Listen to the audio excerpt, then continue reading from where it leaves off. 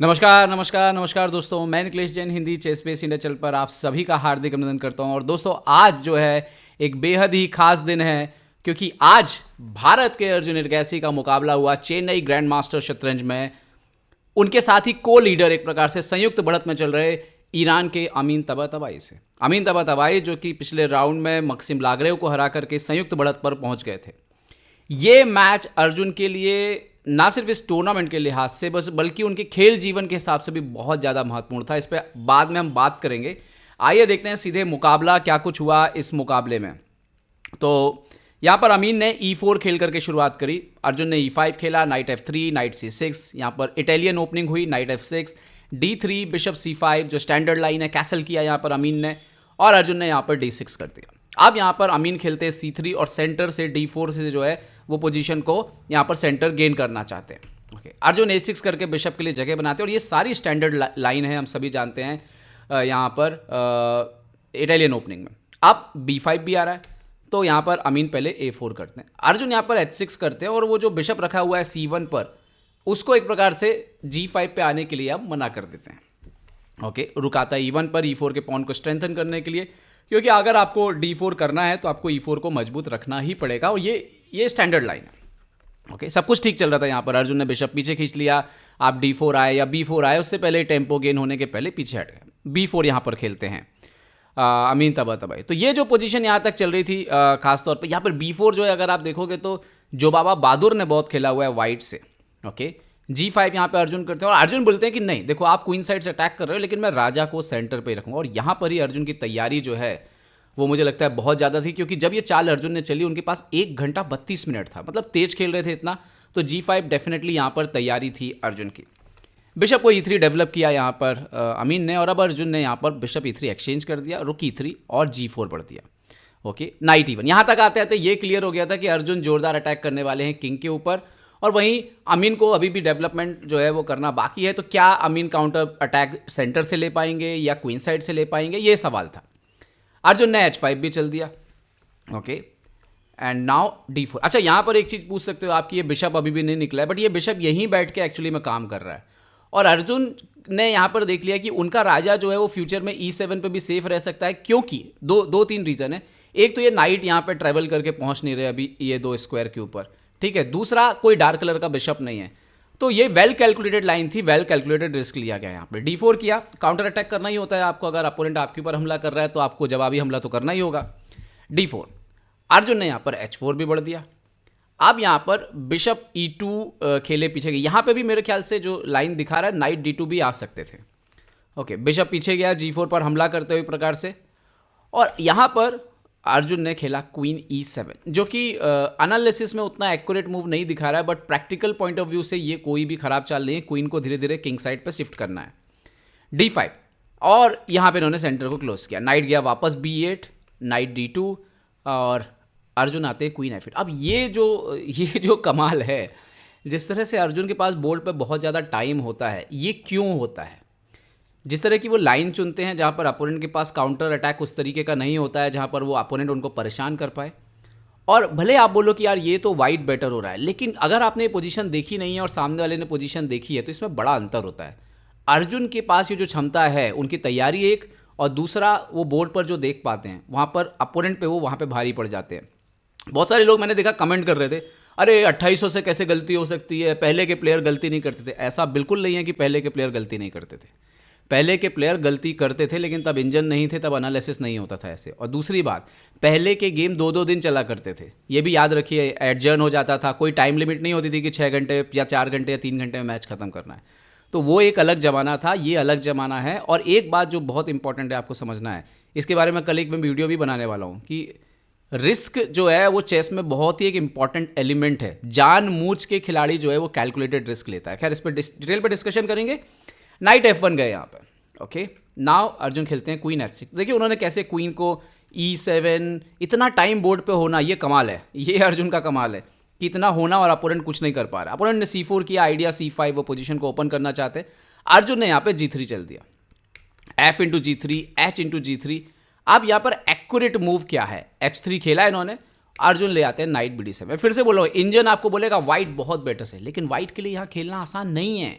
उसको प्रॉब्लम है, देखिए मोहरे कैसे फंसे हुए हैं यहाँ पर, नाइट हटेगा तो रुक मर जाएगा, है ना, ये G3 पे पॉन पहुंच गया है, जी फाइल अगर ओपन होगी तो अटैक हो सकता है। तो सोचने के लिए, करने के लिए बहुत ज़्यादा है यहाँ पर अमीन के पास।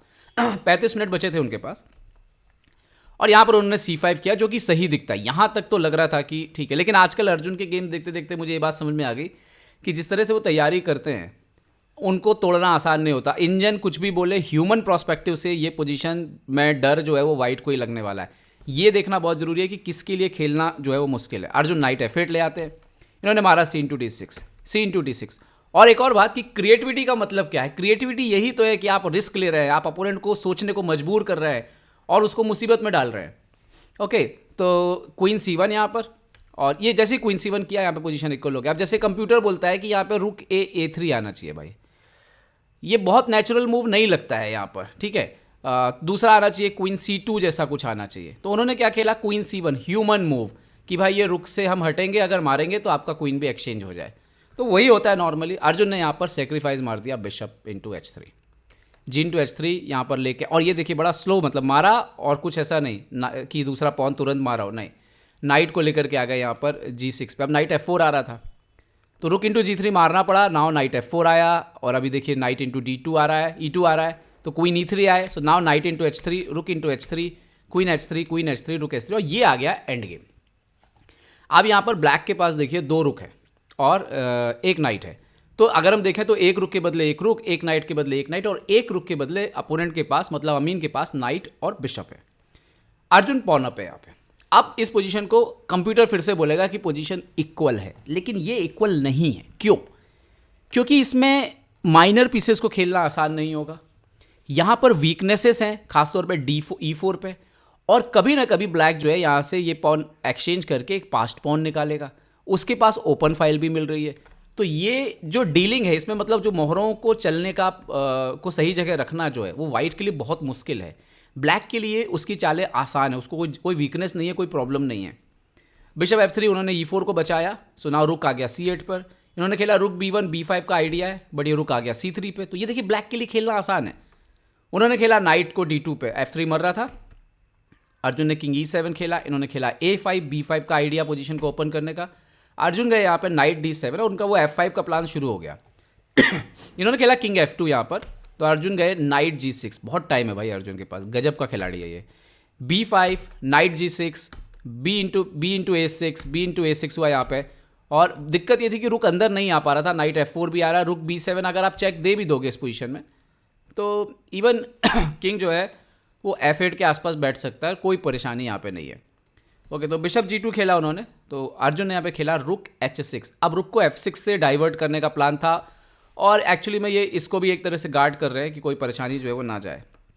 रुक आया B7 चेक, किंग F8, रुक B6, और यहाँ पे नाइट F4। अर्जुन एक्चुअली में तैयार है कि आप ये मार लीजिए, लेकिन यहाँ पे राजा को बहुत प्रॉब्लम है, क्योंकि अगर आप रुक A6 यहाँ पे मारने जाते हैं तो जो कि मैच में भी हुआ, तो रुक A3 आया, एंड नाउ इन्होंने किया चेक, तो किंग G7, नाउ A6। अब लग रहा है पॉन बढ़ रहा है, लेकिन अकेला है हाथी, कुछ होने वाला नहीं है। और यहाँ पर रुक आया रुक A2, नाइट पिन है, तो उन्होंने खेला नाइट F3। तो अब अर्जुन ने खेल दिया F5, अभी E4 का थ्रेट आ रहा है, देख सकते हो आप। तो उन्होंने चेक दिया रुक A7, किंग F8, फिर से चेक दिया, किंग G7, रुक A7। अब अर्जुन चाल बदलते हैं, किंग F6 आ जाते हैं, और ये वो मोमेंट था जहाँ पर सही चाल जो थी वो है रुक D7 यहाँ पे। लेकिन यहाँ पर बिशप F1 जो है वो ब्लंडर कर गए अमीन तबातबाई। अब आप सोचिए, बताइए यहाँ पे आप क्या करेंगे। यहाँ पे पहले आया F इंटू E4, और नाइट अगर आप हटाते हो तो आपका नाइट मर रहा है, और यहाँ पर एक्चुअली में टाइम भी उनके पास था, और उन्हें जो सोचा होगा बेसिकली वो एक्चुअली चाह रहे थे कि ये चला जाए, बट वो एंड गेम शायद ड्रॉ कर ले। बिशप C4 आया, तो अर्जुन ने यहाँ पे रुक C2 खेल दिया, बिशप रुक D7 खेला, सो नाउ रुक H3 आ गया, और अब पीस मतलब दो पीस मारने के लिए तैयार है। तो उन्होंने खेला king E3, now E into F3। अब ये पॉन क्वीन बनने के लिए आगे बढ़ गया, और जो मुझे लगता है कि उन्होंने कैलकुलेट नहीं किया था कि 2 रुक मिलके बहुत डेंजरस हो जाएंगे। नाइट E4 चेक आया, किंग आया F5 पे। अभी यहाँ पे आप इस तरह का चेक अगर देंगे, मान लीजिए रुक G7, तो किंग G7, मैक्सिमम रुक इंटू आप F6, रुक F7 एंड किंग G7। अब चेक नहीं आ रहा, और वो रुक जो है वो यहाँ पे आने का एक बहुत डेंजरस थ्रेट आ रहा है एक्चुअली में। तो उन्होंने खेला नाइट D6 चेक, अर्जुन आ गया king G6, bishop F1, but यहाँ पे ब्यूटीफुल फिनिश आया, रुक E2 चेक, और यहाँ पे रिज़ाइन कर दिया अमीन तबातबाई ने, क्योंकि मारने का कोई मतलब ही नहीं है। बिशप E2 आप मारोगे यहाँ पे, एंड नाउ F E2 और ये क्वीन बन रहा है। और अगर आप सोचो कि चलो मैं किंग D2 जाता हूँ तो देखिए यहाँ पे रुक D3 चेक, और ये कुछ इस तरीके से गेम जो है वो ख़त्म हो जाएगा। तो तो अगर हम यहाँ पे देखें इस पोजीशन को अर्जुन ने कैसे क्रैक किया है, तो एक तो पहले आप डेयरिंग देखिए उनकी कि उन्होंने किस तरीके का रिस्क जो है वो बोर्ड के ऊपर लिया है। ये बहुत इंपॉर्टेंट है कि किस तरह का रिस्क जो है वो बोर्ड के ऊपर उठा रहे हैं। दूसरी जो बहुत इंपॉर्टेंट बात है यहाँ पर कि कैलकुलेशन बहुत ऐड है, टाइम बहुत रहता है उनके पास बोर्ड पर, जिस तरह से तैयारी थी बहुत अच्छी थी मेरे ख्याल से।